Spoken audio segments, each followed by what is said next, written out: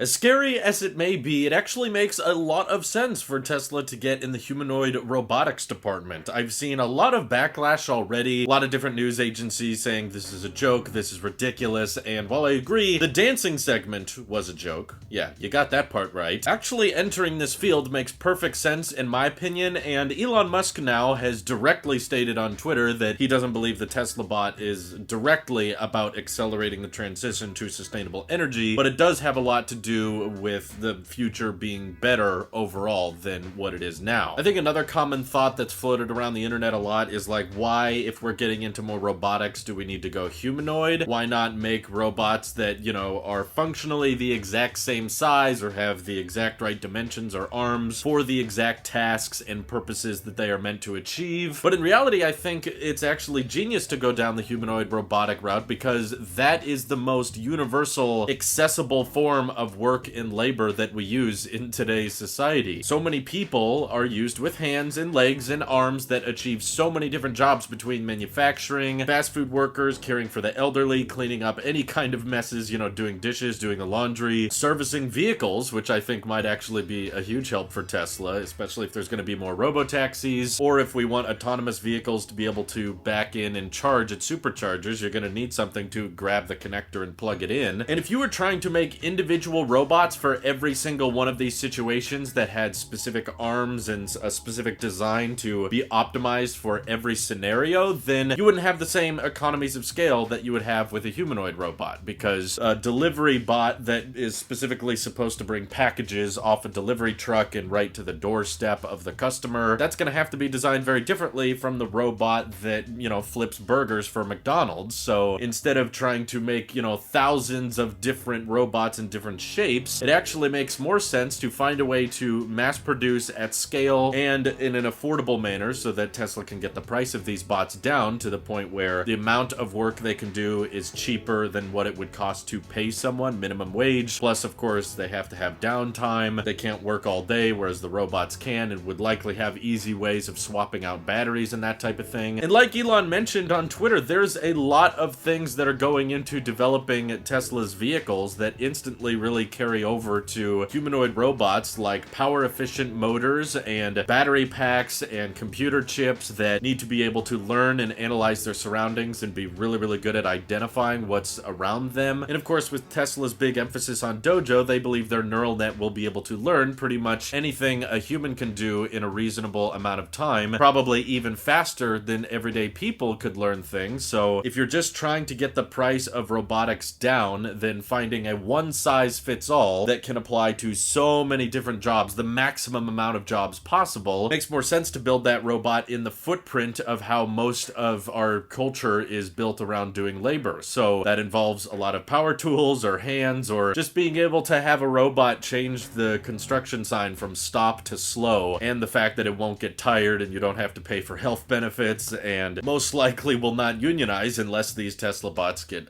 really, really sentient. Then that's going to make it more appealing for government work, business work, like Tesla said, pretty much any job that is boring, dangerous, or something humans really don't want to do. And of course, the most common comment I saw on my first video with the Tesla bot is that Elon Musk clearly wants to make life multiplanetary, and maybe the Tesla bot actually helps SpaceX a lot more than Tesla, but perhaps because of all the neural net training and AI talent that they have over at Tesla, it makes more sense for them to build the bots. Also because they're going to have a lot of mass production in batteries and single-piece casting technology that could likely be carried over into mass production of these bots. But if they're able to send, you know, a few hundred of these things, which do not need food or water, they really just need electricity, which you can get from solar panels on Mars or the moon, you could send a huge amount of bots that can all do manual labor to Mars or to the moon and build out colonies, build out bases that are already done by the time humans get there, and then people don't have to waste their time there. And if there's ever an SNL with Chad on Mars type situation where, oh no, we need to go outside and flip a certain switch and the radiation's bad or there's a storm going on or something, it'll make a whole lot more sense to send out a Tesla bot that's built like a human that can do pretty much anything a human can do. It's got hands, it can type in specific key commands to a keyboard, it can flip switches, it can do whatever it needs to do to save the rest of the Mars colony crew, and less human lives are at total risk if they send out the bot. You know, if something goes wrong with that one, they can just send out another one. relatively speaking, they will be a dime a dozen on other planets, and they'll be able to do very, very dangerous tasks that we wouldn't want humans doing. And of course, you'll be able to send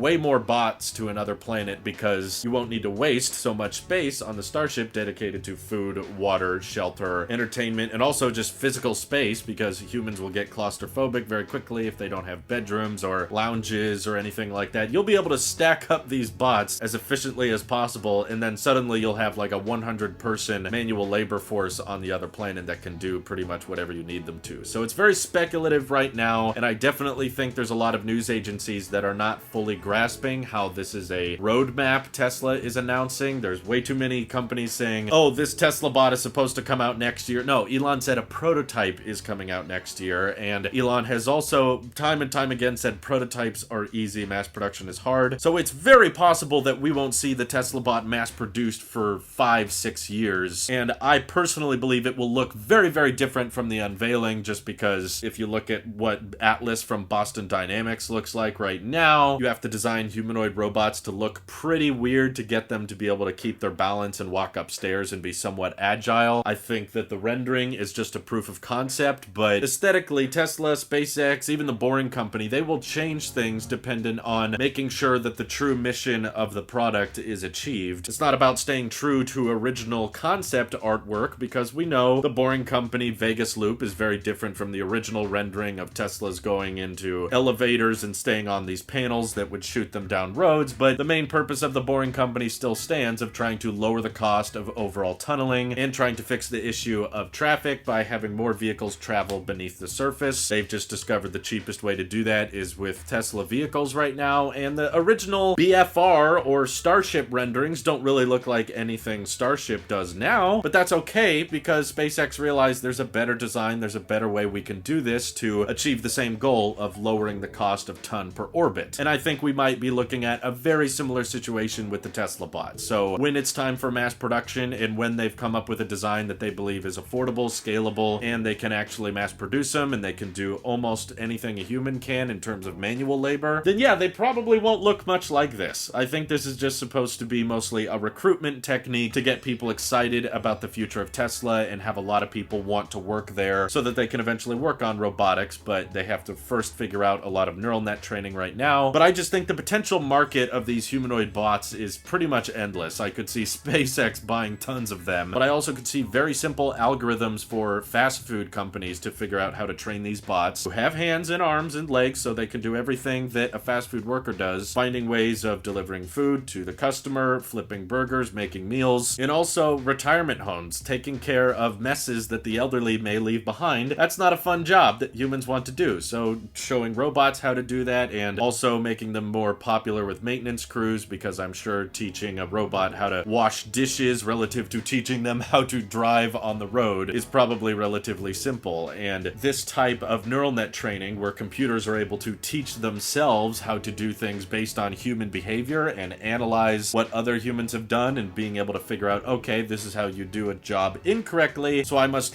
teach myself how to do this job more correctly. That's how we're going to end up replacing a ton of the workforce with the Tesla bot, and that may or may not be a good thing, but I think diving into the consequences and some of the downsides or ethical discussions with the Tesla bot should be probably saved for another video. But all I'm trying to say is it makes a total sense for me for Tesla to go into this division, because I think it is potentially really profitable, and I agree with Elon that with neural net training like this and software teaching itself, might as well find a way to build them at scale and make sure that you make them weak and easy to control, and make sure that Tesla does it, because if they don't, someone else is going to do it, and they might not be as smart about making them weaker and slower. And since Tesla is trying to be this king of manufacturing, and they have lowest cost access to energy dense batteries, and they have some of the best neural net training computers in the world, they're going to get to robots before anybody else does, because the potential market for it is huge. I'm just now thinking to myself about driving, you know, like if a Tesla bot is cheaper than buying full self-driving, the software package, wouldn't it make sense to just get the bot to drive your car for you? And you don't need a Tesla at that point? I don't know. Maybe they won't be below the price of full self-driving for quite some time, but basically the possibilities are endless. I'm curious what you guys think Tesla bots would be good for outside of what I've listed today, such as construction, cleaning messes, washing dishes, setting up calling colonies on Mars and Moon. Of course, vehicle manufacturing. I'm sure they want to use these in gigafactories in the future. Maybe solar installations. Maybe the price of installing solar panels on houses could come down. Fast food work. But even the government, I could see being interested in these things for the military. So it's a big market to go after. It's much bigger than just trying to make a normal bot that's good at delivering pizza. Thank you all for watching. Hope you have an excellent rest of your day.